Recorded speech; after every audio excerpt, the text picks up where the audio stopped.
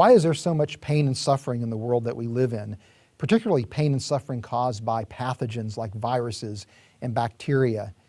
For many people, this represents a real challenge to the Christian faith. You're a virologist, a molecular biologist, and a Christian, so I appreciate your insight.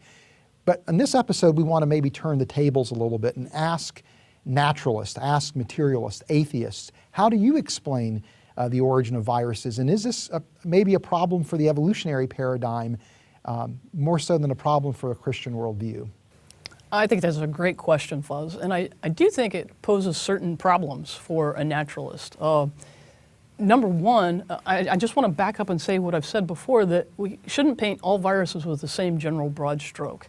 But if we think about phage, those kind of viruses that infect bacteria, there's probably 10 to the 30, a 1 followed by 30 zeros, numbers of bacteria in the world. There's probably 10 times that amount or maybe even more of phage.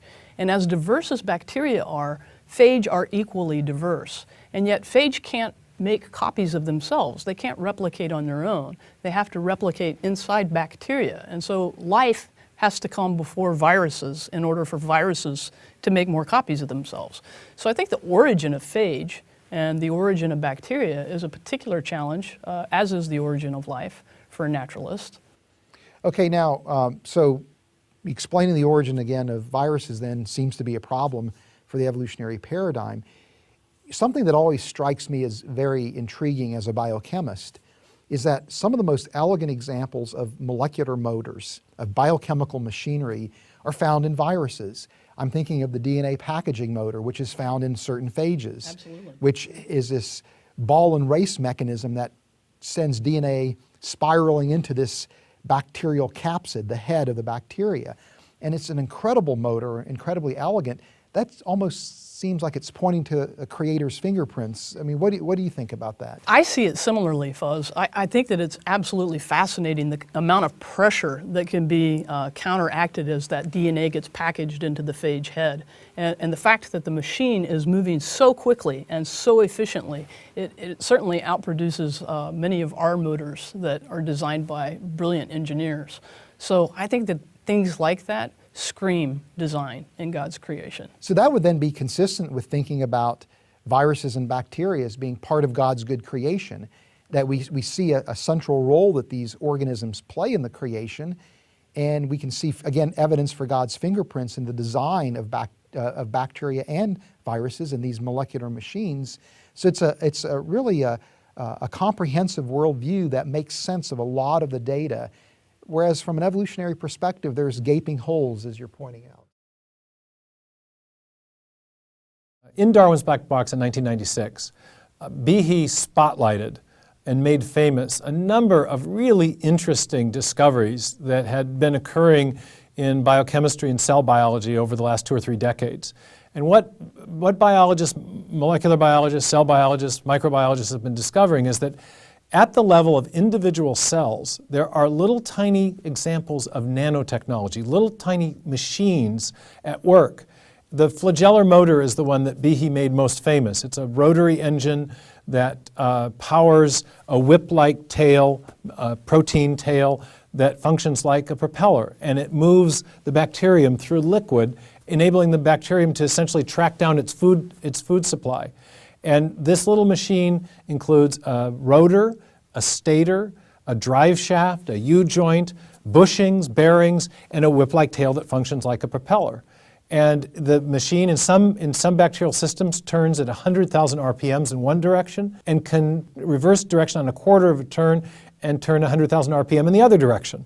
Bacterial flagellum is a true nanomachine, about 40 nanometers in size. It's amazing. I mean, E. coli, Salmonella, which are kind of our model systems for the bacterial flagellum, can propel a cell about 20 lengths per second through a very viscous medium, like water, to these organisms. And you extrapolate that to human scale. 20 body lengths per second, 6-foot person, times 20, 120 feet per second.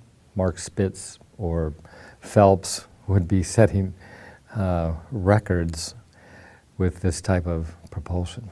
It's hardwired into a signal transduction circuit that allows the bacterium to sense changes in the sugar gradient in the surrounding liquid. This signal transduction system is actually a short-term memory system where the cell is, if it's going in the direction of an attractant, a nutrient that it can use to metabolize, it follows that chemical gradient.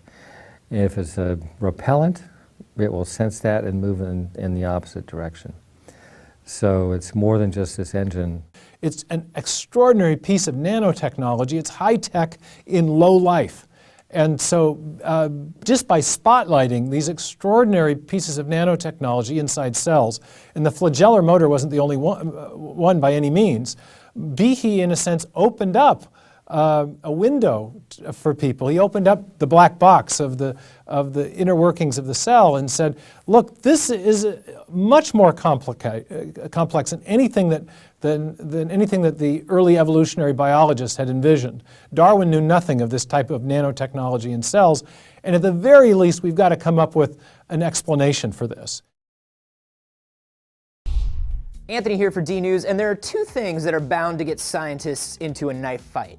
One is defining what life is, and the other is figuring out whether viruses fit into that definition. But a new study by Tufts University says that whatever life is, viruses are probably part of it. And that is because they are stealing it from us. So biologists go back and forth on what life is so much that at one point there were over 280 competing scientific definitions of life on record. That is a lot. There are some basic guidelines that everyone agrees on. You've probably heard them before. Life is made of one or more cells. It obtains and uses energy. It grows and develops. It reproduces. It responds and adapts to its environment. And viruses have sort of straddled the line between living and non-living for a while.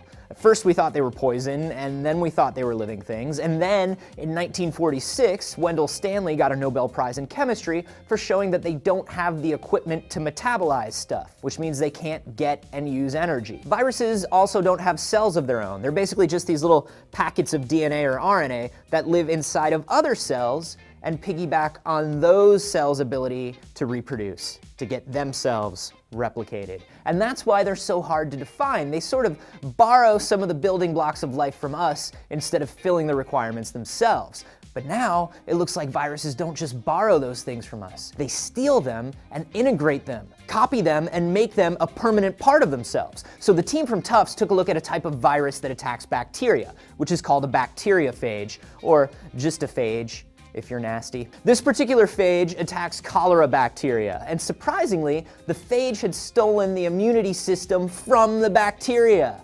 And as it replicated, all the new viruses had it too. It had just ganked cholera's whole immune system. And what's interesting is that the new strain became better at destroying cholera because they both have the same immune system. So this means that viruses could potentially be living emergency. The Department of Defense approving future quarantine centers at military bases across the country. Have you heard of the coronavirus? Yes. Are you worried about it? Lately, yes. Are you concerned about it? A little bit, yeah. Does it worry you? Yes, it does. Why? Because we have multiple cases here in the United States already. What about you? Have you heard about it? Yeah, I have. Are you concerned about it? I am. Is that why you're wearing that mask? Currently, yes. Do you know what the symptoms are? From what I understand, the symptoms are as simple as the common flu. Does it scare you? Yes, it does. I mean, just seeing like the fatality rate slowly climb. And there's no symptoms for 2 weeks. Not from what I understand. Yeah, that's kind of scary, isn't it? Yes. Have you heard of the coronavirus? Yeah. Scary? Nope. Why aren't you scared? Because it's not here yet. Sure, you can't detect the symptoms. Someone can be carrying it and give it to you. You don't manifest symptoms for 2 weeks. Do you believe in God's existence? Part. Why would he give diseases like the corona disease? And why is there such a thing as disease? Well, in my head, in the back of my head, it's always been there since that one Office episode, that there's too many people on this planet. So God gave disease to kill them off? Yeah, pretty. The reason we have disease, pain, suffering, and death is because we live in a fallen creation.